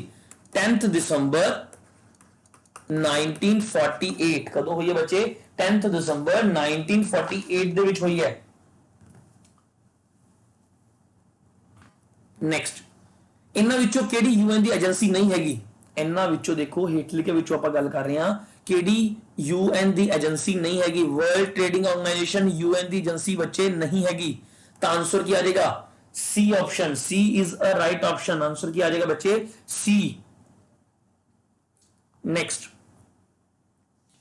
एज पर the J juvenile justice act की गल की गई है, जिन्होंने बाद में 2015 ਦੇ ਵਿੱਚ ਕੀ ਕੀਤਾ ਗਿਆ ਸੀਗਾ? ਅਮੈਂਡ ਕੀਤਾ ਗਿਆ ਸੀ। ਐਗਜ਼ੈਕਟ ਡੇਟ ਦੇਖ ਲਓ, 15 ਜਨਵਰੀ 2015, ठीक है। ਕਦੋਂ ਸੀ? 2015 ਦੇ ਵਿੱਚ ਜਿਹੜਾ ਹੈਗਾ ਇਹਨੂੰ ਅਮੈਂਡ ਕੀਤਾ ਗਿਆ ਸੀਗਾ। Children in need of care and protection means ਦਾ ਮਤਲਬ ਕੀ ਸੀਗਾ? ਬੱਚਾ ਬਿਨਾਂ ਕਿਸੇ ਘਰ ਜਗ੍ਹਾ ਦੇ, ਬਿਨਾਂ ਕਿਸੇ ਰੁਕਾਵਟ ਦੇ ਸਪਸ਼ਟ ਸਾਧਨ ਬੱਚੇ ਨੂੰ ਮਿਲਣ। ਬਿਲਕੁਲ ਠੀਕ ਹੈ ਜੀ। ਬੱਚੇ ਨੂੰ ਕਿਰਤ ਕਾਨੂੰਨ ਦੀ ਉਲੰਘਣਾ ਕਰਨ ਸਮੇਂ ਕੰਮ ਕਰਦਿਆਂ ਪਿਆਂ ਜਾਂ ਭੀਖ ਮੰਗਣੀ ਨਹੀਂ ਪੈਣੀ, ਭੀਖ ਮੰਗਣ ਦੀ ਲੋੜ ਨਾ ਪਵੇ, ਠੀਕ ਹੈ। ਤਾਂ ਆਨਸਰ ਕੀ ਆ ਜਾਏਗਾ? ਬੋਥ ਜਿਹੜਾ ਹੈਗਾ, ਬੋਥ A and B is the right option, C answer, ਠੀਕ ਹੈ। ਤੀਜੀ ਗੱਲ ਇਹਦੇ ਵਿੱਚ ਕੀ ਲਿਖੀ ਗਈ ਸੀ ਕਿ ਜੀ ਬੱਚਾ ਜਿਹੜਾ ਹੈਗਾ, ਬੱਚੇ ਨੂੰ ਕੋਈ ਇੰਜਰੀ, कोई पर्सन इंजरी, एक्सप्लॉइट या अब्यूज नहीं कर सकता, ये भी अंदर लिखा गया सीगा।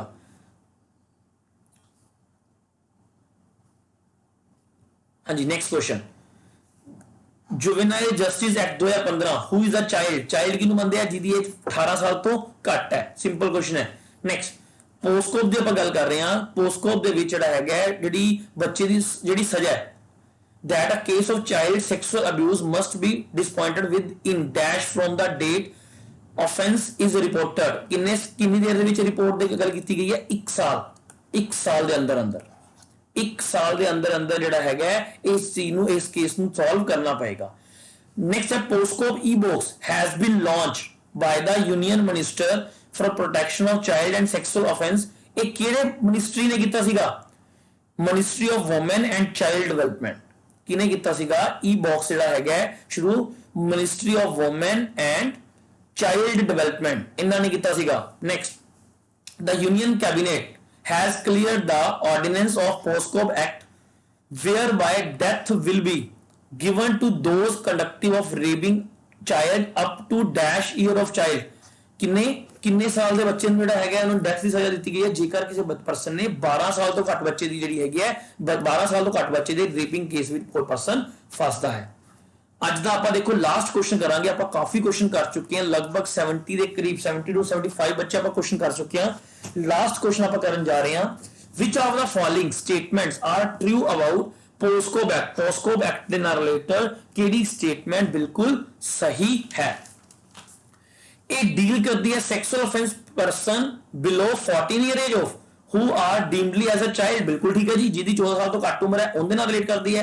Special court, special public authorities, purpose, ਬਿਲਕੁਲ ਠੀਕ ਹੈ ਜੀ। ਇਹ ਵੀ ਇਹਦੇ ਵਿੱਚ ਆਉਂਦਾ ਹੈ under the act of offence of sexual ਇਸ਼ਨਸ and sexual harassment are only covered. ਹਾਂਜੀ, ਇਹ ਵੀ ਕਵਰ ਕਰਦੇ ਆ, ਹਾਰਮਨੈਸ ਇਹਦੇ ਵਿੱਚ ਕਵਰ ਕਰਦੇ ਆ। ਤਾਂ ਆਨਸਰ ਕੀ ਆ ਜਾਏਗਾ ਜੀ? Answer D is a right option. ਤਾਂ ਅੱਜ ਆਪਾਂ 6 ਘੱਟੋ ਘੱਟ ਜਿਹੜਾ ਹੈਗਾ 70 to 75 ਚਾਈਲਡ ਰਾਈਟਸ ਦੇ ਬੱਚੇ ਕੁਐਸਚਨਸ ਨੂੰ ਡਿਸਕਸ ਕੀਤਾ।